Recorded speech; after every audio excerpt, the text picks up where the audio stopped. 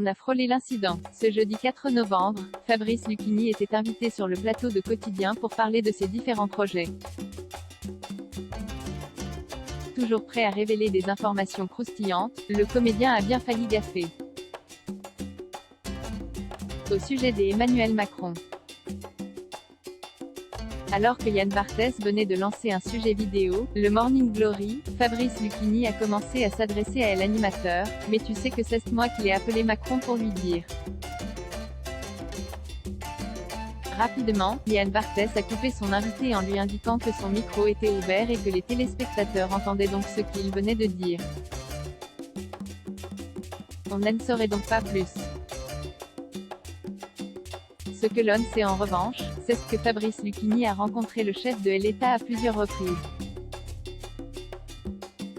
Le 17 juin dernier, c'est ensemble qu'ils se sont rendus dans la maison musée de Jean de La Fontaine à Château-Thierry, à l'occasion du 400e anniversaire du fabuliste, et du lancement de la lecture comme grande cause nationale.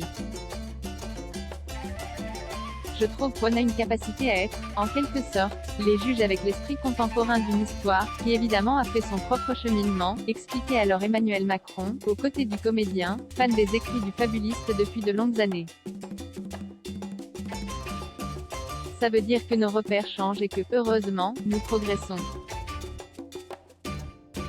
Sur place, les deux hommes ont fait preuve d'une proximité étonnante, s'appelant par leur prénom et se tutoyant. Rien n'est si dangereux qu'un ignorant ami, a-t-il rappelé en récitant l'ours et l'amateur des jardins.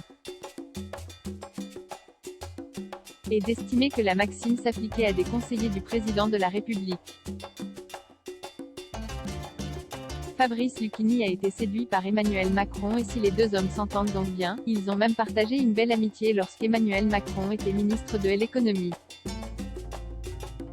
Il est trop occupé à l'Élysée. Le temps est loin où j'allais, le soir, à Bercy, lui lire du Molière, du Nietzsche et du Valéry jusqu'à 2 h du matin. Je ne peux pas nier qu'il m'avait beaucoup séduit, racontait Fabrice Lucchini dans les colonnes de l'Aube. D'autant que, lui rappelant tout ce que je donnais à l'État, il m'avait répondu qu'on devrait moins accabler les artistes qui défendent la cause du français. Dans 20 le dimanche déjà, l'acteur se confiait sur son amitié avec Emmanuel Macron, Jai sentit quelque chose. Après, comme beaucoup de gens, Jai était séduit. Brigitte Macron avait organisé une rencontre avec une centaine d'élèves. Emmanuel Macron parlait de Camus, moi de Céline.